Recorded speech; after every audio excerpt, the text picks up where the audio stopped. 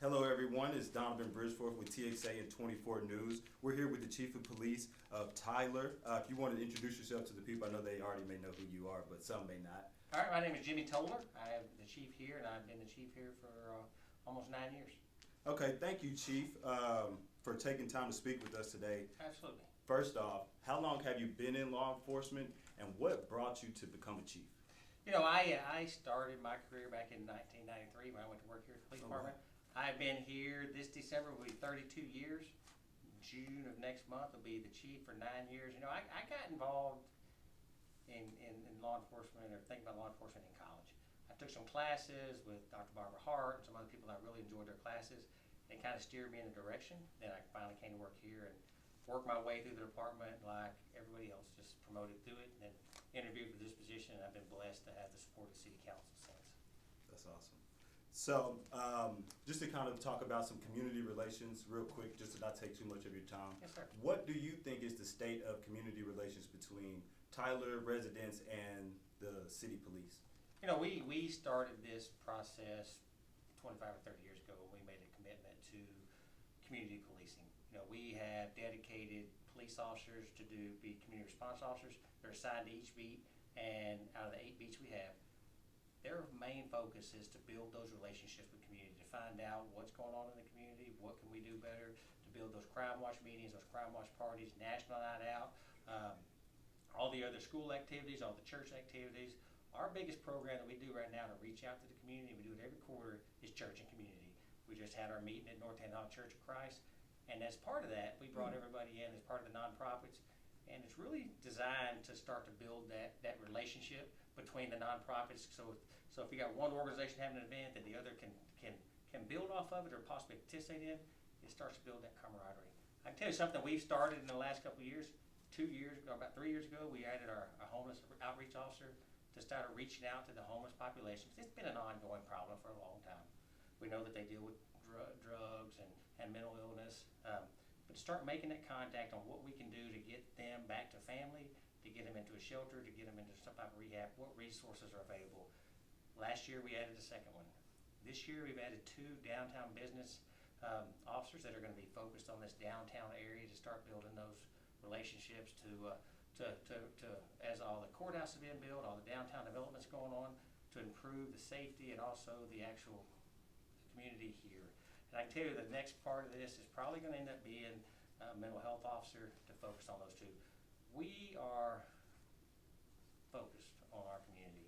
And I can tell you there are things that happen that cause issues, but I think if we build those relationships, most individuals can call my number direct or get a hold of me, and we'll start addressing their issues. That's good to hear. Because that was actually my next question, was the initiatives that you guys have. And so it looks like there's a lot going on with that. So just to kind of cut to the chase a little bit, Yes, sir. Can you walk us through what you know about what happened on the May 11th incident? Absolutely. I can tell you around 2:09 p.m., the police department got a call in reference to a theft that happened at Dollar General. They're on Gentry Parkway. As 2 officers were dispatched, primary officer went to the actual call itself and started getting some information, gave a description of a black female with red hair and a white female with a bicycle. Another officer started checking the area to try to locate them. Ended up locating individuals matching that exact description on North Whitten, a few blocks north of of Dollar General. Upon getting out of there, he started out of his car. He started giving clear commands that, hey, hold on, you're not free to leave, step over here, come over by the curb, get out of the roadway. One individual sat on the curb and did exactly what the officer asked her to do, and let her know that he's detained. The other individual became argumentative, started going back and forth. She's not listening to questions, not listening to commands, not listening to directions, started pouring her stuff out on the street to try to prove that she hadn't done a theft. But then she started picking it back up. It was just argumentative questioning, going back and forth in reference to what she wanted to do, what we could do, or about whether she understood the law. Officer clearly, multiple times, told her she was not ready to leave. She was detained, arguing with him about that. Again, told her she was detained. She started to walk away, and he went to grab her arm. Right hand on her wrist, left hand on her arm, with soft, empty hand controls. One of the patrol tactics that we use here for arrest control, at which point the struggle started in reference to the spinning and the backing up and all the other stuff that goes along with it, the arms flailing. From the point they contacted to the point that actually she ended up falling on the ground 40 to 50 feet from there. At that point, the officer went on the ground, still trying to get her hands behind her back, trying to control her. Another officer showed up, joined in that altercation there. Shortly after that, the suspect in this case made a decision to grab the actual firearm of the officer and was able to maneuver to the point that she was able to pull off around the trigger and discharge that firearm. And I can tell you, she made the decision to grab that firearm. She made the decision to pull the trigger. They could have injured or killed a Toler police officer there that day over a simple theft case.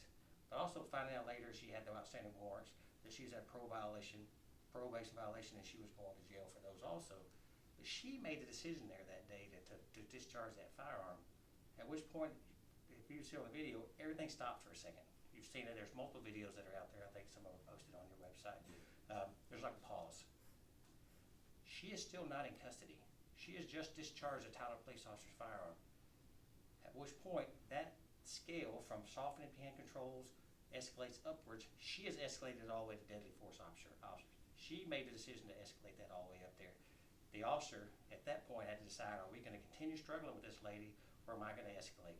And at that point, he used a closed hand strike that struck Miss Erwin in the face, and a short altercation later, was able to get her in custody, and we transported her to jail and booked her on multiple charges. Understood. So, was she under the influence of drugs, or was she tested for that? You know, she was in possession of suspected methamphetamines and a methamphetamine pipe. We don't normally test people's blood for possession under that. Her behavior was erratic, argumentative. She was extremely difficult. I don't know what all was going on in her head, but there were the actual charges we were investigating. They're still under investigation, and we anticipate those charges being filed against her also. There are the charges that she had there for that day.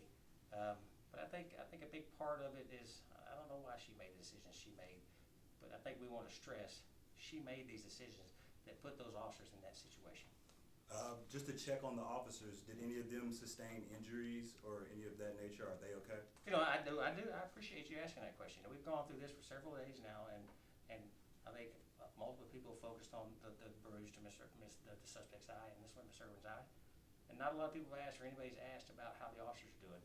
You know, one of them's here on admin duty with us here at the PD, and we're trying to make sure that he's got everything he needs to get through this, because, you know, it is a difficult situation to have a firearm go off on you right there. Immediately afterwards, when this went off, and she's in custody, he is telling the other officer, check me to see if I'm bleeding. He didn't know if he'd been shot or not. So that's one of the things that we're dealing with here. And I appreciate you asking about him, because I don't think we want to lose focus that, yeah, he used a closed hand strike to bring this to an end. But she made a decision to either harm or possibly kill a Toler police officer. Understood. So, how does the gun safety and holster work? I've heard circulation that Toler PD uses a level 3 holster. So can you explain to like me, just a layman man, how the level 3 holster works? Like, how could she, just the people want to know, how does she do that? Well, I can tell you that is part of our internal investigation. Okay. But on this one here, let's start with the pistol itself. Okay. The pistol, I think I've seen some of the online stuff where everybody's like, well, why would it on safe? Police officers' guns aren't on safety. They are ready to go at any moment's notice, because you don't know when they contact that person at a traffic stop, they contact that person at a store, if they're going to be engaged with a knife or a weapon or some other firearm. So when that gun comes out, we're ready to deal with whatever threat comes at us. The Glock itself has a safety mechanism on the trigger. To pull that trigger, it's got a dual part trigger. One part has to come back, which matches the other, then the whole trigger comes back. You can't pull half that trigger on one side or the other. I mean, somebody has to fully depress that Glock trigger for it to go off. We operate under level 3 holsters. There's a sheath over the top of it that the first thing we do is roll down, and then there's a secondary mechanism that does it. They are not absolute. You got to hit another mechanism. Okay. So I pull it over, then I got to have another mechanism to bring it out. Okay, gotcha. Whatever happened here, through all that struggle, which we saw in the video, she fully has that pistol in her hand. The officer grabs her hand, another secondary officer grabs her hand too, to try to keep that pistol from coming out. Part of that holster is guarded. Whether it flexed and she got her finger in there, or whether that secondary mechanism released a little bit and she got it in there, but she had to have gotten her finger in there and discharged that trigger. Understood. To press that trigger. Understood. Some mental health organizations have reached out to me and asked, why wasn't the ambulance called? Because it seemed like she was in a mental distress. Is there anything that you could tell me about that, or is that protocol, any way that works? You know, we do have people evaluated. If you'll notice, that we have firemen that came out that day. They are EMTs, and then they have the ability to check all the vitals and everything else that goes along with it. As we transport that person to the jail, if there would have been obvious signs of injuries that we believe that required her in the hospital, we would have taken her to the hospital. But her behavior was so poor and argumentative and combative, we transported her to the jail. They have medical staff at the jail also that are nurses that are RNs. I believe that's where the testing was done in reference to some other issues we were dealing with. But I think they do all those intake questions. They ask all those medical questions, all the other stuff that goes along with it. They do the testing there, and they can make those decisions. But in reference to getting people medical treatment, she was seen by Toler Fire or EMTs. She was also seen by medical staff there. And if she would have been displaying anything, we would have taken her to EMS or to the hospital from there to have her treated further. Understood. That's good to hear as well. Can you speak to the optics of the initial video? I know that by the book, we're supporting the officers. But just the optics for people that may be reading or looking that may not be from Tyler. Tyler was recently named one of the #1 places in the country to move. How does that fit in with what they saw? I'm not saying it's this or that, but the optics of it. You know, we historically rank very high in reference to a place to move to, whether it's retirement communities, whether it's livability, and even crime in Tyler, Texas, is low compared to a city our size. I can tell you that I understand the frustration when people see a video like this. They haven't been trained in the same situation that Tyler police officers are. Any other officer in the state, they go to a police academy. We deal with arrest control tactics. We deal with combative subjects. We deal with use of force continuums. All the thing where we escalate these decision-making tools go upwards, just based on the actual circumstances are changing on the ground. We inherently, through our lives, you, me, everybody else in this room, we don't hit women. That's one of the things we know that. Right. That's East Texas but for you. When I get to that situation, that we sit there and look at this situation, she discharged a firearm trying to harm or kill a police officer. She escalated that up to a deadly force situation. That officer made a decision after a second of being in shock and deciding what the next was. Do I continue to just struggle with her and take the chance she does it again? Or do I make the decision to end that situation with one strike, got her attention, got her rolled over, we're able to eventually take her into custody to end that whole situation. And I would talk to you in reference to, we are blessed that the restraint of these officers that day to not go further didn't result in the loss of life here. Yes, because if you're saying that it had escalated to deadly force, then it could have done that, and then it could have, yeah. We've it seen could have gone that either way. Yeah. You could have seen an officer shot or killed there, which would have escalated additional rounds being exchanged, or you could have saw the suspect in this case also being killed. And we don't want that on any part. No officer at the Tyler Police Department or anywhere else wants to be involved in an altercation, essentially a deadly force altercation. But they respond to situations that people make bad decisions and put us in. Understood. A lot of people are comparing this situation, even though it's not ideally similar, Yes, sir. to the Lindell, or was near Lindell Yes, situation, if you're familiar with Yes, that. Can you explain to the public what was the differences that happened there so that they can understand what you guys' protocol are, or what happened there, like the specifics? That wasn't a PD call. We weren't involved in that Right, to okay. the point that of it coming all the way in from the hideaway area into town here. Were shot for fired. But if you'll notice the end of that call when it happened, I saw the video like everybody else. When that individual gets out of his car, he goes to his knees, his hands behind his head. He has fully cooperated with giving up. Engaged in horrible behavior before that, where he was shooting at individuals and all this stuff that he's committing aggravated assault. But when he gave up, he gave up. At no point in this situation until those officers had to manhandle those cuffs behind her after the strike was she taken into custody. She never cooperated. And even to this point on transport afterwards, she spit on an officer, which resulted in another charge. She was argumentative in the back of the car and combative. We had to hold her from harming herself from going into jail as she tried to hit her head up against a concrete pole. There are things that we're dealing with in this situation that never stopped. We will consider all these factors as part of our internal and our criminal investigation. I do want to point out here, those that, in reference to everybody getting access to or understand what's going on, this whole case is going to be filed in with the Smith County District Attorney's Office. Every video we have, every file we have in reference to the criminal case will be sent to the District Attorney's Office. They will display this in open court for everybody to see. So if everybody thinks they're not going to be able to see this one day, it's coming. But there's two things we got to do here. We got to protect the criminal investigation to go over there for the prosecution, but we also have to protect our internal investigation that is still ongoing. So as more and more stuff gets out there, additional videos will probably pop up over time. I don't know. Wow. I think there's 2 or 3 of them out there. I think that's news that people did not know. Yes. That it would be going to that. I think that they thought that it would, once the video was released, that would be the last that they heard of this. No, I will tell you, we will file all these criminal charges with the district attorney, and they will move forward, because everything we have right now is evidence. Everybody that was out there that had a body cam going, and all the conversations, all the collection of evidence, the actual evidence, the part that y'all seen right now, even including the videos that y'all posted, we will draw those down and send those to the district attorney's office for prosecution. Okay, well, thank you for that. In closing, for all the residents in Tyler and Yes, sir. new people to Tyler, what's one thing you want them to understand after this interaction that we have? No, I can tell you this. You can have faith in the Tyler Police Department to respond to your calls for service, to respond, to do everything we can to try to protect you, to do everything we can to try to bring these situations to a close.